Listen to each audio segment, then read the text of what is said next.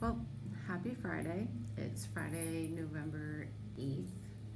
Um, yeah, so this is not a filter. These are real.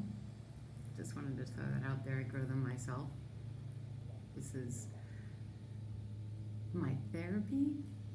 Um, it kind of helps me deal with just about anything other than my faith. Um, yeah, so surgery's all over with. I have the pain box installed in me. It's kind of weird. It's about the size of a tuna can. It has a catheter that goes around my waist and into my spine. It distributes about 1.2 or 1.3 milligrams of morphine a day in a 24-hour period. So that's a lot less um, opioids that I'm getting a day than what I was getting before. So there, we covered that. Um, I heard a question. I know there's nobody there, but I heard a question. And the question is it helping? Not really sure quite yet with that answer.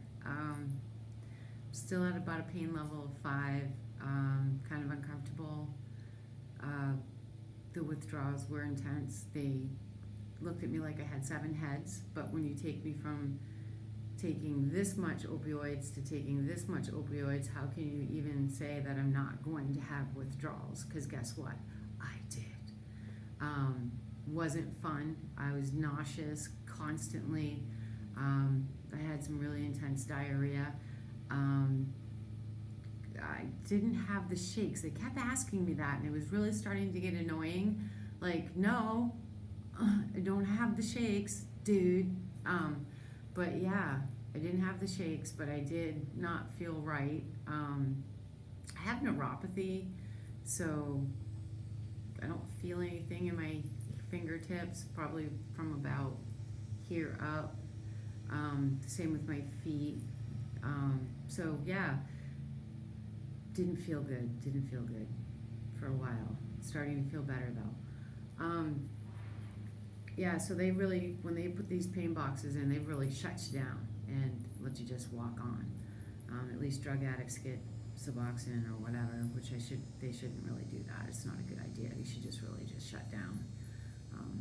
I've been told by professionals that's the best thing to do. But anyway, so that's done and over with, thank goodness. The healing process was hard, but I can tell you what, whenever you have an abdominal surgery, I don't care if it's getting a pain box put in, your hysterectomy, even C-sections, had them all.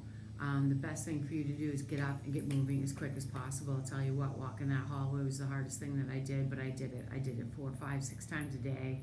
I did it with a Wonder Woman cape on, no lie. Just do it because you won't regret it, because moving around afterwards after you get out of the hospital, they literally like had my release date ready to go. I stayed 1 extra day, but that's neither here nor there. Getting up and walking is really something you need to do because everything's healing and you want it to heal proper. And walking is going to help it to heal proper. Going to the bathroom is going to help it heal proper. Get that stuff done as soon as possible, because once you get home, getting it done is going to be a lot harder. Yeah, so that's done. So that's enough of that disgusting talk.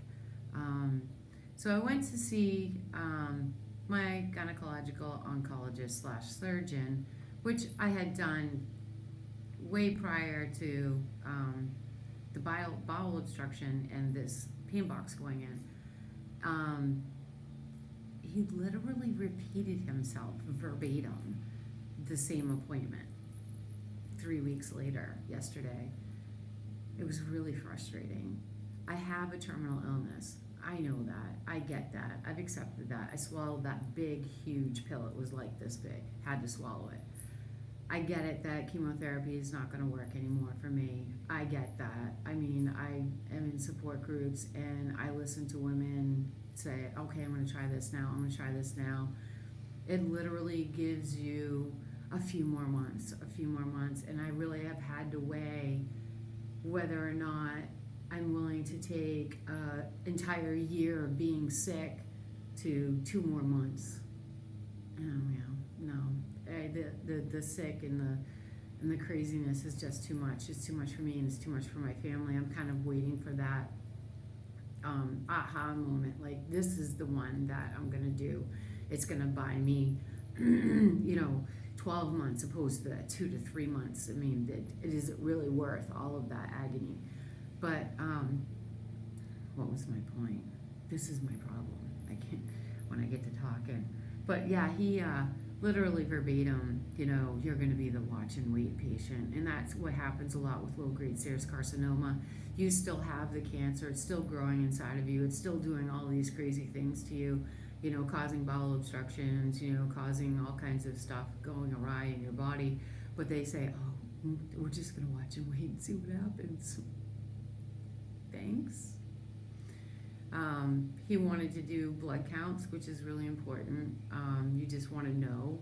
I mean, me as a patient, I want to know what my blood counts are. My CA-125, which is my marker for my cancer, I want to know what's happening.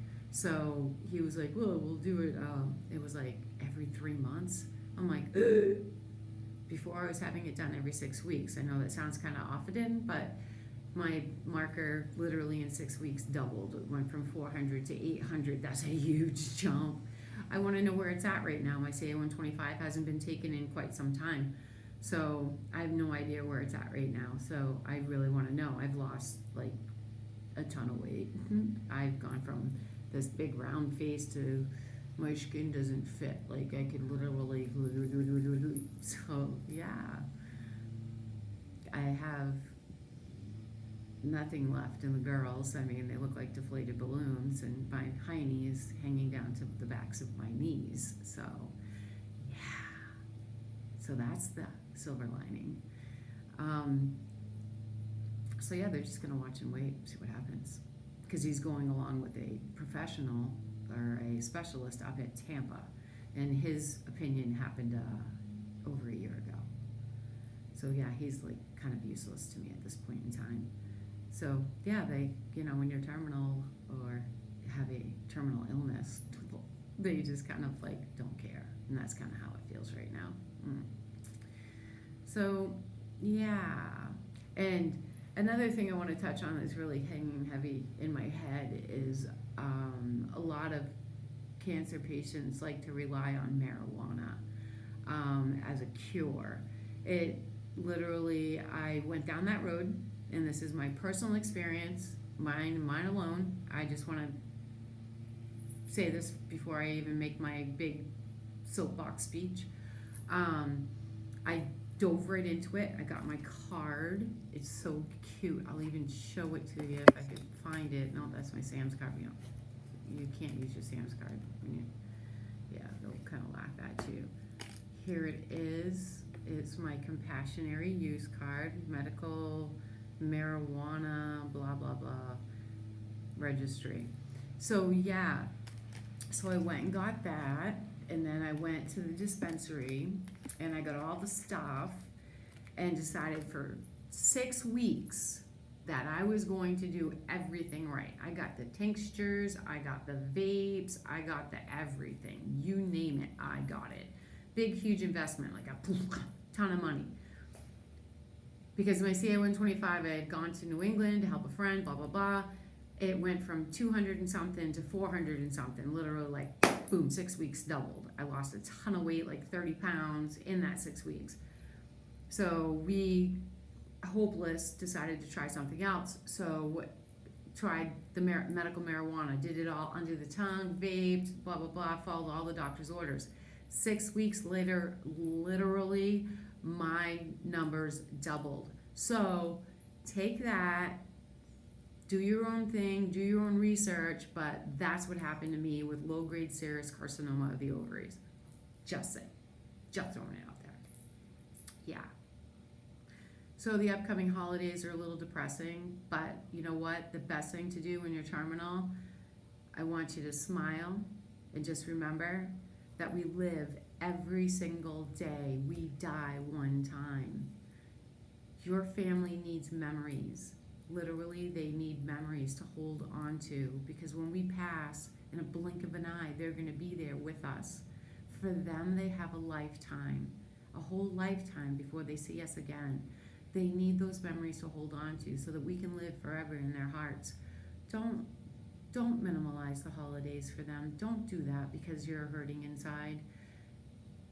Pull up your big girl britches, big boy britches, whatever it is, and just, you know what? Let's do it for them. Let's do it for them, because it is what it is. We know what's happening inside of us, and it just, you know, for them. Just do it for them. These shoulders are wide. We can do it. They're wide. Come on. It's Christmas. It's coming. It's here. We can do it. We can do it for them. But anyway, have a good day. That's all I got for today. Literally, it's all I got. Because you know what? The good Lord's with you, and everything's going to be great. We live every day, die once. Have a good day.